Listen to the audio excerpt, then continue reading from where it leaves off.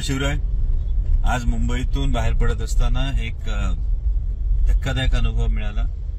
म्हणजे एका सिग्नलला वाहतूक शाखेच्या महिला कर्मचाऱ्यांनी गाडी अडवली आणि ड्रायव्हरकडे जो काही ऑनलाईन दंड आहे तो तात्काळ भरला पाहिजे अशी मागणी केली।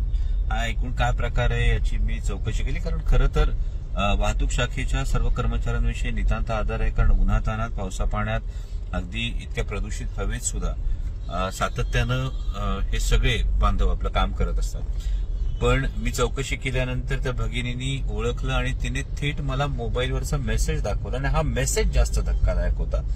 या मेसेजमध्ये थेट इन्स्ट्रक्शन होती की प्रत्येक चौकात 25,000 रुपयांची वसुली ही व्हायलाच हवी आणि 20 गाड्यांवर कारवाई ही व्हायलाच हवी। एकूण चौकांची संख्या गुणिले 25,000 जर हा एकूण आकडा बघितला तर हे खूपच धक्कादायक असे एक वास्तव समोर येते।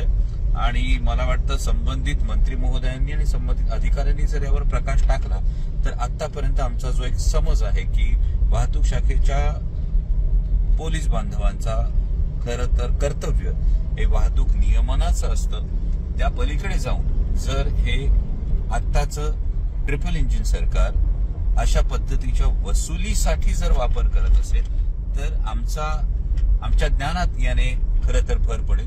हा अत्यंत धक्कादायक अनुभव आहे आणि अशा पद्धतीने जर टार्गेट देऊन ही जर वसुली केली जात असेल तर खेदानं म्हणावं लागेल की मग ज्याला ट्रिपल इंजिन सरकार म्हटलं जातं त्याची ट्रिपल वसुली चालू आहे। मी जाणीवपूर्वक त्या पोलीस भगिनीचं नाव किंवा आयडेंटिटी रिव्हील करत नाही, करणारही नाही, कारण अत्यंत विश्वासानं तिनं ही गोष्ट दाखवली आणि मला म्हणाली, दादा हे खरंच अवघड आहे, एवढी वसुली शिवाय जागा सोडायची नाही अशा आम्हाला सूचना आहेत। त्यामुळे खरोखर जनतेला ही उत्सुकता आहे, लोकप्रतिनिधी म्हणून मला सुद्धा उत्सुकता आहे की अशा पद्धतीचे इन्स्ट्रक्शन्स, अशा पद्धतीच्या सूचना या नेमक्या कोणाकडून दिल्या जातात।